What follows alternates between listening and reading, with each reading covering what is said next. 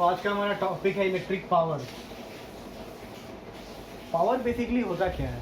तो normal life में जो हम जानते हैं पावर के बारे में, वही यहाँ पे पहला कॉन्सेप्ट तो वही रहेगा। क्या रहेगा यहाँ पे कि power is equals to work done by time taken. मतलब कोई इंसान किसी काम को कितना जल्दी कर सकता है, कितना एफिशिएंटली कर सकता है, उसी को हम कहते हैं पावर। अगर हम यहाँ इलेक्ट्रिक पावर का बात करेंगे तो वहाँ इंसान के जगह यहाँ क्या आ जाएगा, कोई डिवाइस आ जाएगा। फॉर एग्जांपल बल्ब, कि कोई इंसान कोई डिवाइस किसी वर्क को कितना सेकेंड में कर सकता है। तो power is equals to work done by time taken. लेकिन वर्क डन को नापते हैं हम किस में है, जूल में नापते हैं, और टाइम को ऐसा यूनिट में सेकेंड में रखते हैं। तो जूल पर सेकेंड को ही हम कहते हैं वॉट। यानी पावर को अब हम जब किसी मेज़र करना चाहेंगे तो अब हम मेज़र करेंगे उसे वॉट में मेज़र करने लगेंगे। अब क्या है, अगर आप थोड़ा सा सोचें तो क्लास 9 में हम पढ़ चुके थे कि वर्क डन कुछ और नहीं, हम जितना एनर्जी खर्च करते हैं उसी को हम क्या कहते हैं, वर्क डन।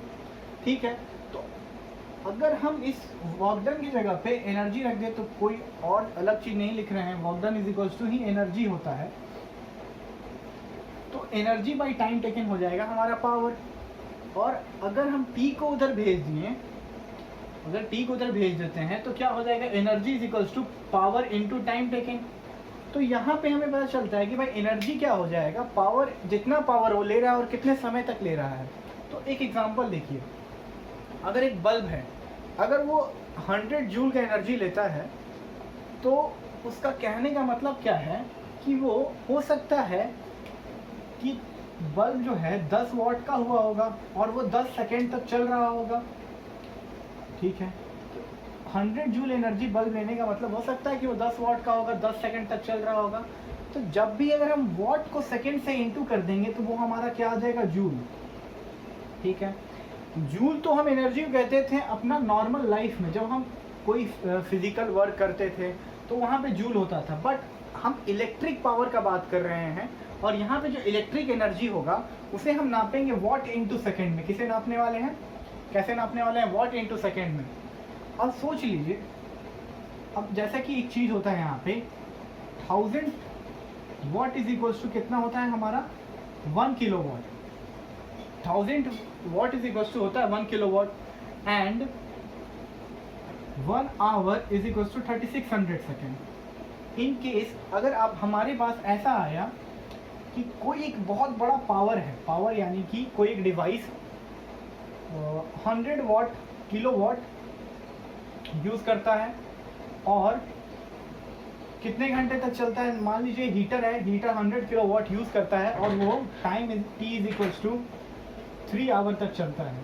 तो हमारा जो एनर्जी कंज्यूम होगा वो हो जाएगा power into time taken, that is 100 into 3 और 3 kilo watt hour. 3 kilowatt hour ये बताएगा कि भाई हमारा एनर्जी कितना कंज्यूम हुआ जब हम उस डिवाइस, यानी अगर हीटर है ये, इस हीटर को अगर हम चलाते हैं 3 घंटे तक तो हमारा कितना एनर्जी कंज्यूम होता है। ठीक है, ये हो गया। अब आते हैं हम कि भाई पावर के ऊपर आते हैं, क्योंकि भाई पावर पढ़ रही है तो एनर्जी हो गया, electrical energy in terms of power. अब अगर हम वापस लौटें पावर के ऊपर तो हमें पता चलता है किसी बल्ब में लिखा हुआ क्या रहता है, 100 वॉट बल्ब और 10 वॉट बल्ब। तो यहाँ पे क्या होने वाला है, ये 100 वॉट बल्ब क्या शो कर रहा है भाई, कि कोई एक बल्ब है जो 100 जूल एनर्जी हर एक सेकेंड कंज्यूम करता है। तो 100 वॉट बल्ब का मतलब क्या हो जाएगा, 100 जूल एनर्जी वो हर एक सेकेंड क्या करता होगा, कंज्यूम करता होगा। और यहीं पर 10 वॉट बल्ब का मतलब क्या हो जाता है कि 10 जूल एनर्जी वो हर एक सेकेंड कंज्यूम करता है। अच्छा, अब हमें क्या लगने लगता है कि अगर वो 100 जूल एनर्जी कंज्यूम करता है तो वो बहुत ज़्यादा अच्छा है और ये जो है बहुत ज़्यादा ख़राब है। लेकिन ऐसा कुछ होता नहीं है। अगर ये 100 वॉट बल्ब जो बल्ब है ये 100 जूल एनर्जी ले करके मान लेते हैं कि भाई कुछ अमाउंट ऑफ लाइट देता होगा, जो कि उस अमाउंट ऑफ लाइट को एल मानते हैं। क्या मानते हैं हम, एल मानते हैं। और यही जो 10 वॉट बल्ब है, 10 वॉट बल्ब यानी 10 जूल पर सेकेंड लेकर के सेम अमाउंट ऑफ लाइट दे देता है, हो सकता है ऐसा हो सकता है, तो क्या हो जाएगा, हम बोलेंगे भाई ये वाला डिवाइस, ये वाला बल्ब जो है वो थोड़ा सा क्या आप कह सकते हैं हमारा एनर्जी ज़्यादा खा रहा है, और जब वो एनर्जी ज़्यादा खाएगा तो हमारा बिजली बिल ज़्यादा उठेगा। और यहाँ पे क्या है, वो कम एनर्जी खा रहा है हमारा एक बल्ब, और कम एनर्जी खा के भी सेम लाइट दे रहा है जो यहाँ पे मिल रहा था हमें, तो हम इस बल्ब को यूज़ करेंगे। तो ये बल्ब हमारा हो सकता है एलईडी हो, और ये बल्ब हमारा जो येलो लैम्प होता है, येलो बल्ब होता है। तो समझना पड़ेगा हमें कि वॉट का मतलब क्या होता है। जितना भी वैल्यू रखा है मैग्नीट्यूड इसे 100 वॉट है, तो इसका मतलब यही होता है कि भाई वो उतना एनर्जी ले रहा है, हर एक सेकेंड कंज्यूम करता है। फॉर एग्जांपल हमारा टीवी अगर 21 वॉट पे चलता है, तो इसका मतलब हमें ये समझना है कि वो 21 जूल पर सेकेंड से यूज़ करेगा। ठीक है, कोई भी डिवाइस पे लिखा रहता है 36 वॉट, 360 वॉट, तो इसका मतलब है वो उतना एनर्जी हर एक यूनिट टाइम में कंज्यूम कर रहा है।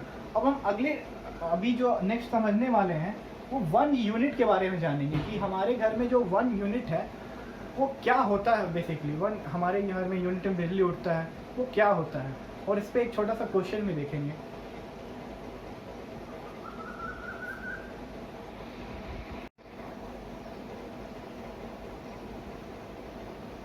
हाँ, तो ये पहले जो नेक्स्ट कॉन्सेप्ट है यूनिट वाला, उससे पहले थोड़ा सा हम ये फॉर्मूला जान लेते हैं। ये फॉर्मूला बेसिकली जैसे power is equal to V into I, V square upon R, I square R. तो यहाँ पे हमें ये फॉर्मूला से न्यूमेरिकल, हमारा जो न्यूमेरिकल पार्ट है वो हमारा बहुत अच्छा सॉल्व होगा, और अकॉर्डिंगली हमें इनका यूज़ पड़ेगा वहाँ पे। जैसे कि हो सकता है कि किसी न्यूमेरिकल में हमारा वोल्टेज पता हो और करंट पता हो, और हमें पावर पूछ दिया गया हो। किसी करंट में अगर हमें वोल्टेज पता है और रेजिस्टेंस पता है और पावर पूछ दिया गया है, तो डिपेंडिंग अपॉन सिचुएशन हम यूज़ करेंगे इन फार्मूलाज को। तो सबसे पहले जानते हैं कि भाई ये जो फार्मूला है वो आए कहाँ से। बेसिक फार्मूला हमारा ये है, अब इसी से हम इन सबको डिराइव करने वाले हैं। तो देखिए यहाँ पे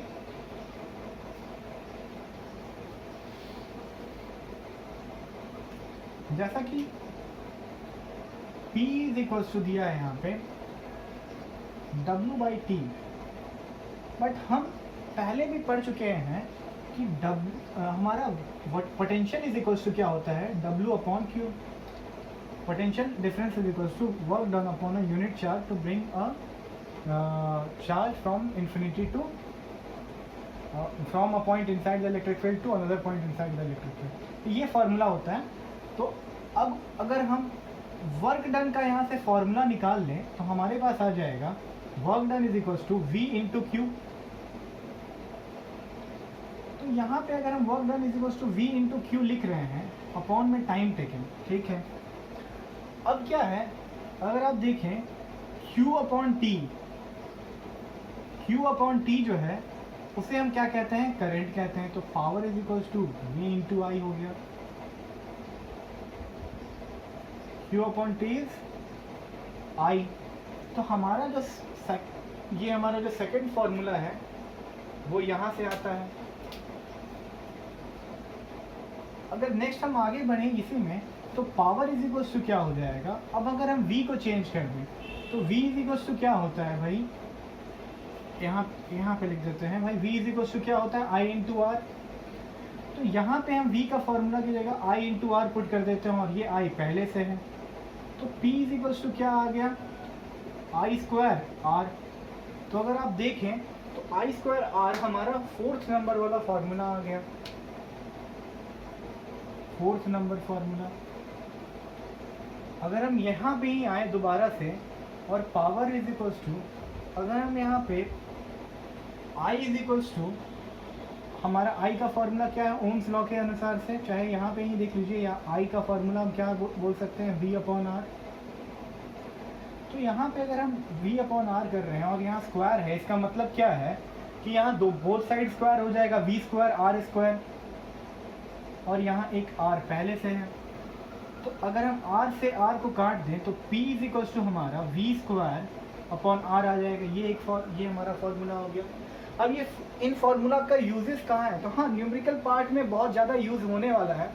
अगर आप न्यूमेरिकल सॉल्व करेंगे तो इनका यूज़ 110% आपको दिखेगा। अब हम आते हैं अपने जो टॉपिक था 1 यूनिट को वापस से निकाल लेंगे।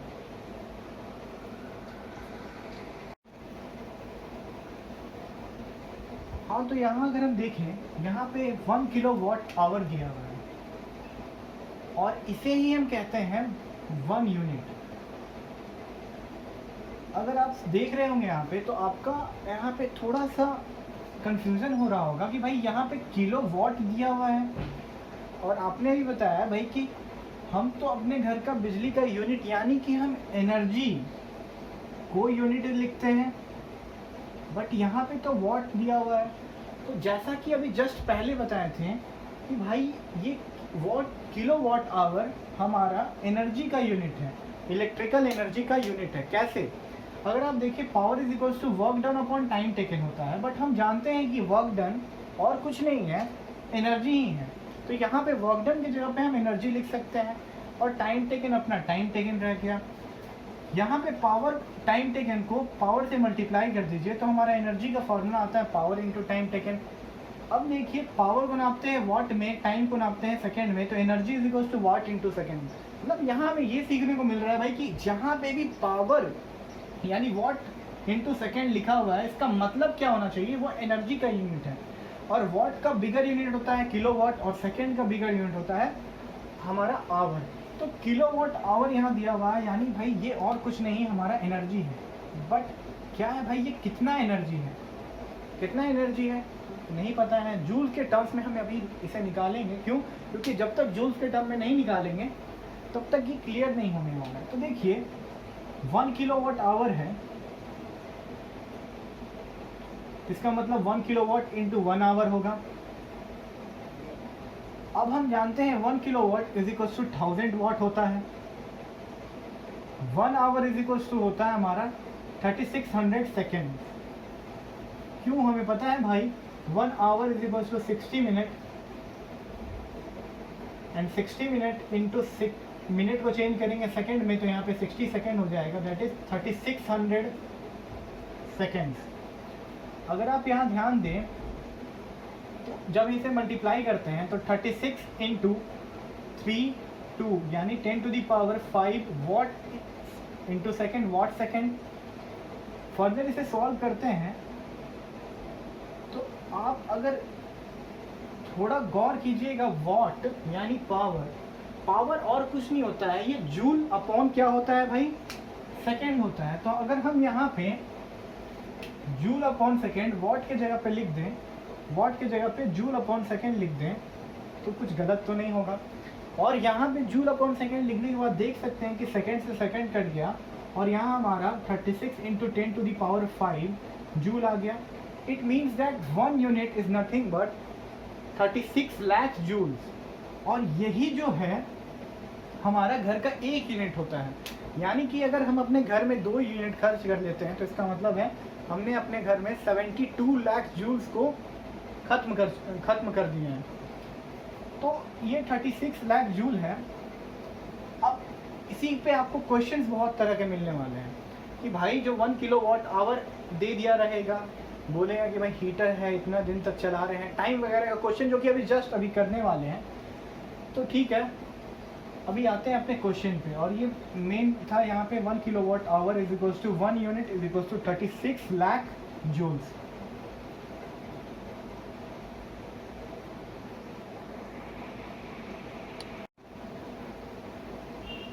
तो ये हमारे सामने एक क्वेश्चन है, जैसे कि ये बोल रहा है एन इलेक्ट्रिक हीटर कंज्यूम्स 36,000 वाट। यहाँ पे एक कंज्यूम छूट गया है, consumes 3600 watt and it works for 2 hours a day. If the cost per unit electricity is ₹2 per unit, find the amount which will be paid at the end of the month. ठीक है, यहाँ पे मैंने आपको what they चुका है, पहले ही दे दिए भाई, वॉट आपको दे चुके हैं। तो लेकिन ऐसा इजी नहीं आएगा। आपके सामने क्या होगा, वो पहले वॉट निकालने का आपको बोलेगा कि वो खर्च कितना कर रहा है। हो सकता है इन तीनों में से कोई फार्मूला आपको यूज़ करना पड़े, ठीक है, वो आप निकाल, अगला क्वेश्चन में हम करेंगे वैसा। तो ये 3600 वॉट यूज़ करता है और 2 घंटा चलता है, हर एक दिन चलता है। तो यहाँ एक अज्यूम करना है हमें कि भाई उसके घर में केवल एक हीटर ही है और बाकी कुछ नहीं है। तो ऐसे दिया हुआ भी क्वेश्चन में ये इतना ही है, तो 3600 वॉट 2 घंटा के लिए चलता है और if the cost per unit is ₹2, मतलब बोल रहा है कि हर एक यूनिट पे वो 2 रुपया, उसका जो मकान मालिक होगा वो 2 रुपया लेता है उससे। तो यहाँ बोलता है क्या अमाउंट बताइए एंड ऑफ द मंथ में उसको कितना देना पड़ेगा। तो मान लीजिए 30 डेज का उसका मंथ है। अब मेरा क्वेश्चन, हम कुछ भी इसमें ले देंगे, मंथ है। अब 31 दिन का, 31 दिन का भी होता है, बट हाँ हम 30 डेज का भी लेके चल रहे हैं, ठीक है। तो अब देखिए यहाँ पे थोड़ा सा सोचना होगा कि हमसे बोला क्या है, वो यूनिट में हमसे पैसा लेगा। तो पहला चीज़ जो होगा, हमें यूनिट में अपना एनर्जी कंज्यूम को भी निकालना पड़ेगा। और हमें पता है भाई कि एनर्जी इज इक्वल्स टू क्या होता है, पावर इनटू टाइम टेकन। और इन केस हम यहाँ बात किसका कर रहे हैं, यहाँ पे इलेक्ट्रिकल एनर्जी का बात कर रहे हैं, ना कि मस्कुलर, ना कि काइनेटिक एनर्जी का बात कर रहे हैं। और इलेक्ट्रिक एनर्जी को हमें किस में निकालना रहता है, तो एनर्जी को निकालने का हमारे पास 3 यूनिट है इलेक्ट्रिकल एनर्जी को। या तो आप वाट सेकेंड में निकालिए, या तो किलो वाट आवर में निकालिए, या अभी जस्ट हम देखें किलो वाट आवर निकालिए, या तो अभी जस्ट अभी हम देखें यूनिट्स में निकालिए। कैसे, अभी हमारे पास पावर दिया हुआ है, पावर इज इक्वल्स टू कितना दिया हुआ है हमें, 3600 वाट है। हम इसे क्या कर सकते हैं, सिंपली किलोवाट में चेंज करने के लिए 1000 से डिवाइड कर सकते हैं, यानी 3.6 किलोवाट हो गया। और हमारे पास टाइम कितना दिया हुआ है, हमें आवर में दिया हुआ है, ठीक है। अब अगर हम यहाँ पावर की जगह पे 3.6 क्या रख दें, पावर की जगह पे 3.6 किलोवाट रख दें, और पावर की जगह पे 3.6 किलोवाट और टाइम की जगह पे अपना 2 आवर रख दें, तो हमारे पास यहाँ पे 7.2 किलोवाट आवर आ जाएगा। और हमें पता है कि भाई 1 किलोवाट आवर जो होता है, यही और कुछ नहीं होता है, वह 1 यूनिट होता है। और ये जो 1 किलोवाट आवर होता है, यही 36 लाख जूल होता है।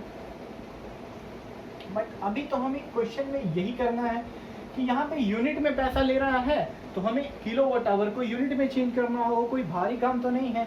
बस किलोवाट आवर जगह पे यूनिट लिख देंगे, क्योंकि 1 kilowatt hour is equals to 1 unit. तो 7.2 kilowatt hour is equals to 7.2 units. अब भाई देखिए, अब ये एक दिन नहीं चलाया है, ये 30 डेज चलाया होगा इस हीटर को। तो हमें क्या करना होगा, टोटल एनर्जी यहाँ निकालेंगे।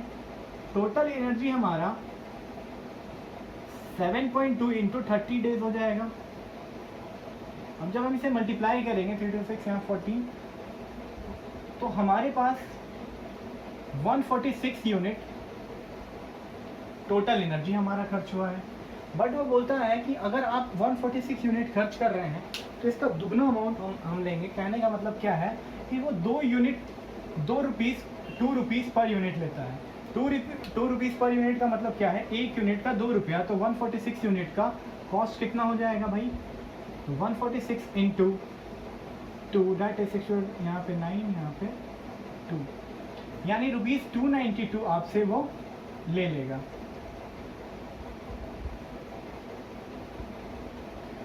ऐसे टाइप के क्वेश्चन आ सकते हैं आपके एग्जाम में, तो नहीं, आपके कॉन्सेप्ट के लिए बेसिकली था कि आप कॉन्सेप्ट समझिए, वो यूनिट का क्या कॉन्सेप्ट था, क्यों यूनिट और किलोवाट आवर और जूल के बीच का रिलेशन जानना है। अगर यही क्वेश्चन में आपसे यहाँ पे कुछ चेंज करता, जैसे क्या चेंज कर सकता था, वो यहाँ पे यूनिट ना बोल करके आपसे बोल सकता था कि अब हम आपसे ₹2 पर जूल लेंगे।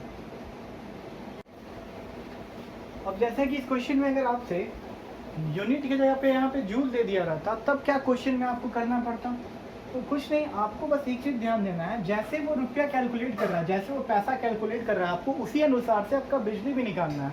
अगर सामने वाला आपसे ये बोलता है कि भाई, अगर वो बोलता है कि हम 2 दर्जन का आपसे 24 रुपया लेंगे, तो आप पहले आपको लेना है 6 केला, तो आपको 6 केला लेना है, तो आप क्या कीजिएगा, 2 दर्जन को अमाउंट में चेंज कीजिएगा, नंबर में चेंज कीजिएगा, यानी आपसे सामने वाला 24 केला का कुछ पर्टिकुलर दाम ले रहा है, तो आप 1 केला का मतलब आपको क्या है अकॉर्डिंगली चेंज करना पड़ता है। तो सामने वाला बोला है कि अगर हम जूल में पैसा ले रहे हैं तो आपको भी इस किलोवाट आवर को जूल में चेंज करना होगा।